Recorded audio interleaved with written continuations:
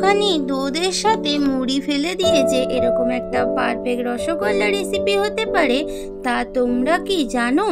যদি না জানো তাহলে আমার রেসিপিটি পুরোটা দেখতে থাকো। নমস্কার বন্ধুরা, মিষ্টিমন চ্যানেলে সবাইকে সুস্বাগত। আজকের আমি এসেছি মুড়ি দিয়ে একটা রসগোল্লা রেসিপি নিয়ে। কিভাবে বানাচ্ছি তাহলে স্টেপ বাই স্টেপ দেখতে থাকো। মুড়ি এবং দু ধরনের দুধ দিয়ে আজকের আমি একটা মজাদার রসগোল্লার রেসিপি তোমাদের করে দেখাবো। তাহলে তোমরা স্টেপ বাই স্টেপ দেখতে থাকো। এই রসগোল্লা বানানোর জন্য মুড়িকে প্রথমে একটা মিক্সিতে করে নিয়ে একটা পাউডার বা ডাস্ট বানিয়ে নেব। মিক্সিতে করে মুড়ির গুঁড়ো করা হয়ে গেছে। এবারে মুড়ির গুঁড়োগুলো একটা চালনির সাহায্যে ভালো করে চালিয়ে নেব, কারণ কোনো কিছু যদি মুড়ির গুঁড়োর মধ্যে থাকে তাহলে সেটা মুখে লাগলে ভালো লাগবে না খেতে, তাই চালিয়ে নিয়ে বের করে দেব। গ্যাসের মধ্যে একটা কড়াই বসিয়ে দিলাম। দেওয়ার পরে রুম টেম্পারেচারে রাখা দুধ আমি কড়াইয়ের মধ্যে দিয়ে দিলাম। দুধটা এবার ভালোভাবে ফুটে যাওয়ার পরে যে মুড়ির ডাস্টগুলো আমি করে রেখেছি ওইগুলো ভালোভাবে দুধটার মধ্যে আমি অ্যাড করে দেব।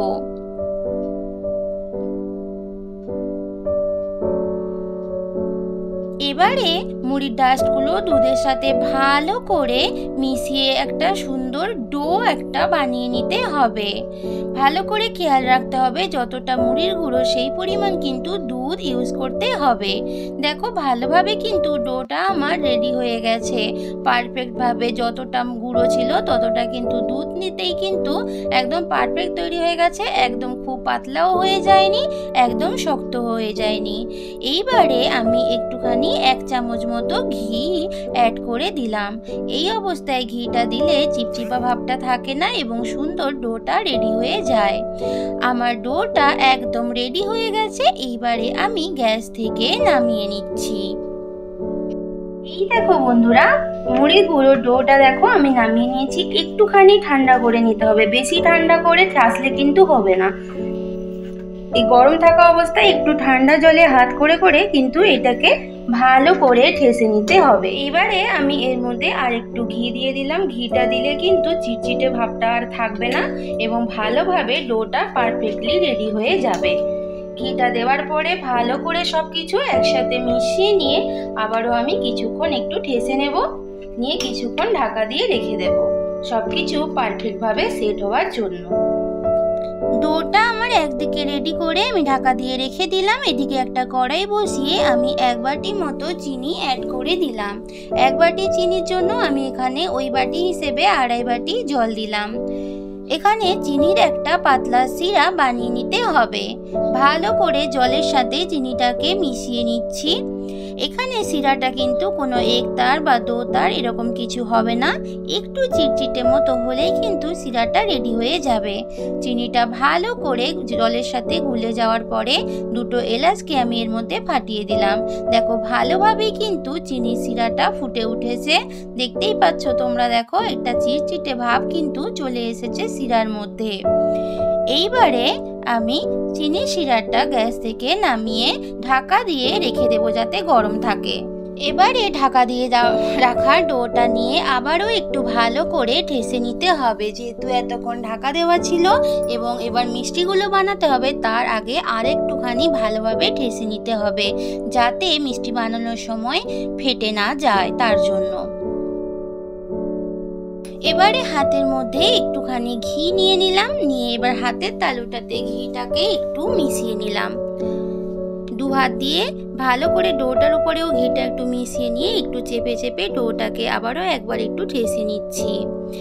এরপরে ডো থেকে কিছুটা পরিমাণ মুড়ির গুঁড়ো সেটা নিলাম। নিয়ে ভালো করে 1 হাতের সাহায্যে আগে চেপে চেপে একটা আকার দেওয়ার চেষ্টা করছি। তারপরে 2টো হাতের তালুর সাহায্যে ভালো করে ঘুরিয়ে ঘুরিয়ে একটা রসগোল্লার আকার দিয়ে দিচ্ছি। যতটা পারফেক্ট হয়তো হচ্ছে না, কিন্তু আমি চেষ্টা করছি একটা রসগোল্লার আকার দেওয়ার। এইভাবে আরও একবার আমি ডোটা কিছুটা নিলাম। নিয়ে 1 হাতের সাহায্যে একটু চেপে চেপে নিয়ে 2 হাতের তালু দিয়ে ভালো করে ঘুরিয়ে ঘুরিয়ে রসগোল্লার আকারে বানিয়ে নেব ডোগুলোকে। এইভাবে সমস্ত মিষ্টিগুলোকে এইভাবে বানিয়ে নিয়ে ফিরে আসছি তোমাদের কাছে। দেখতে হবে কিন্তু এইটা বানানোর সময় যেন মিষ্টিগুলো ফেটে না যায়, যেন পারফেক্টভাবে মিষ্টিগুলো তৈরি হয়ে যায়। তোমরা দেখতেই পাচ্ছ, দেখো একদমই কিন্তু ফেটে যায়নি এবং ভালোভাবে মিষ্টিগুলো গোল গোল আকারে মোটামুটি রেডি হয়ে গেছে।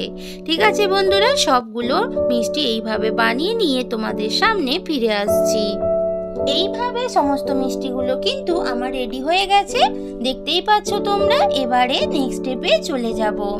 এদিকে চিনির যে সিরাটা বানিয়ে রেখেছিলাম ওটা কিন্তু এখনো পারফেক্টভাবে গরম আছে। এক এক করে মিষ্টিগুলো চিনি সিরার মধ্যে ভালো করে ছেড়ে দেব, যাতে সিরাগুলোর মধ্যে মিষ্টিগুলো দেওয়ার পরে চিনি সিরাগুলো মিষ্টির মধ্যে ভালোভাবে অ্যাবজর্ব হয়ে স্পঞ্জি স্পঞ্জি রসগোল্লা তৈরি হয়ে যায়। এতক্ষণ যারা আমার সাথে ভিডিওটা মন দিয়ে দেখছো তোমাদের সবাইকে অসংখ্য ধন্যবাদ। এই দেখো সিরার মধ্যে মিষ্টিগুলো থেকে দেখো কিরকম ফুলে উঠেছে। আমি এইভাবে প্রায় আধা ঘন্টা ঢাকা দিয়ে সিরার মধ্যে মিষ্টিগুলো রেখে দেব। এই দেখো বন্ধুরা, আমার রসগোল্লাগুলো একদম কিন্তু রেডি হয়ে গেছে। আমি এবারে দেখো একটা প্লেটের মধ্যে তুলে তোমাদের দেখাচ্ছি। দেখতেই পাচ্ছ কিরকম পারফেক্ট রসগোল্লাগুলো রেডি হয়েছে। দেখতে যেমন ভালো হয়েছে, খেতেও কিন্তু তেমনই সুস্বাদু হবে। এটা কিন্তু পারফেক্ট রসগোল্লার মতো কালারটা সাদা আসবে না, একটু লাল লাল কালারই আসবে, কারণ যেহেতু এটা মুড়ি দিয়ে তৈরি। আমার চ্যানেলে নতুন বন্ধু এবং পুরনো বন্ধু সবাইকে পাশে থাকার জন্য অসংখ্য ধন্যবাদ। আমার আজকের এই রেসিপি যদি তোমাদের ভালো লাগে অবশ্যই একটা লাইক কমেন্ট শেয়ার করে দিও। আর যদি বেশি ভালো লাগে আমার চ্যানেলকে সাবস্ক্রাইব করে নিয়ে আমার পাশে সব সময়ের জন্য ছোট্ট একটা বন্ধু হয়ে থেকে যেও। দেখতেই পাচ্ছ রসগোল্লাগুলো কিন্তু কিভাবে পারফেক্ট স্পঞ্জি তৈরি হয়েছে, সেটা আমি কিন্তু তোমাদের একবার দেখিয়েই দিচ্ছি। দেখো, দেখতেই পাচ্ছ নিশ্চয়ই তোমরা।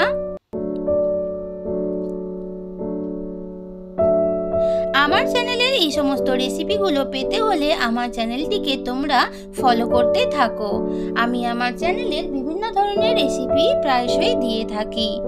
দেখো আমি একটা মিষ্টিকে তোমাদের সামনে কেটে দেখাচ্ছি। দেখো ভেতরটা কিন্তু অনেকটাই হয়েছে নরম এবং স্পঞ্জি, খেতেও কিন্তু একদম পারফেক্ট রসগোল্লার মতোই লাগবে।